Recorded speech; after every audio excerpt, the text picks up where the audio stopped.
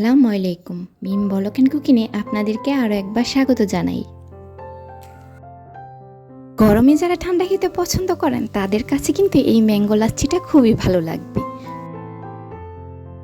সহজেই বাসায় তৈরি করে নিতে পারবেন। চলুন তাহলে রেসিপিটা দেখে নিই। এখানে আমি 2টা পাকা আম নিয়ে নিয়েছি। এখন এই আমগুলোকে আমি পিস করে কেটে নেব।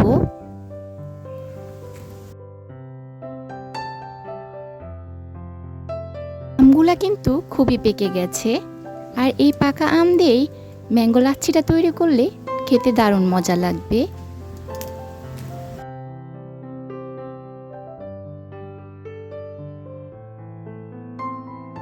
আমগুলো কিন্তু কাটা হয়ে গেছে। এখন আমি একটা ব্লেন্ডারের চকে আমের পিউরিগুলো একটা চামচের সাহায্যে বের করে নিচ্ছি।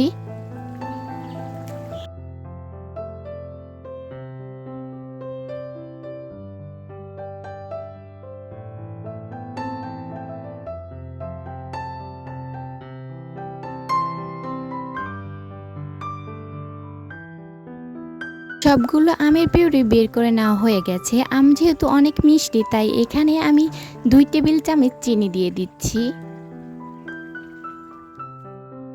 তরল দুধ দিয়ে দিচ্ছি 2 কাপ।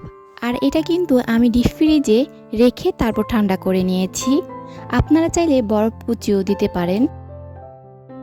আমি লিকুইড দুধটাকে কিন্তু চুলায় জাল করে তারপর ঠান্ডা করে নিয়েছিলাম।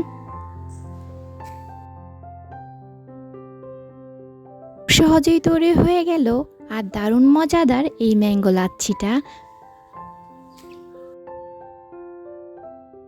আমের সিজন থাকতে থাকতে বাসায় অবশ্যই একবার ট্রাই করে দেখবেন।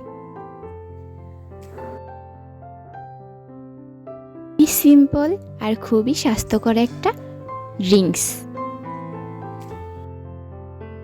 সবাই ভালো থাকবেন, সুস্থ থাকবেন। মিম ব্লগ এন্ড কুকিংয়ের সাথেই থাকবেন। আল্লাহ হাফেজ।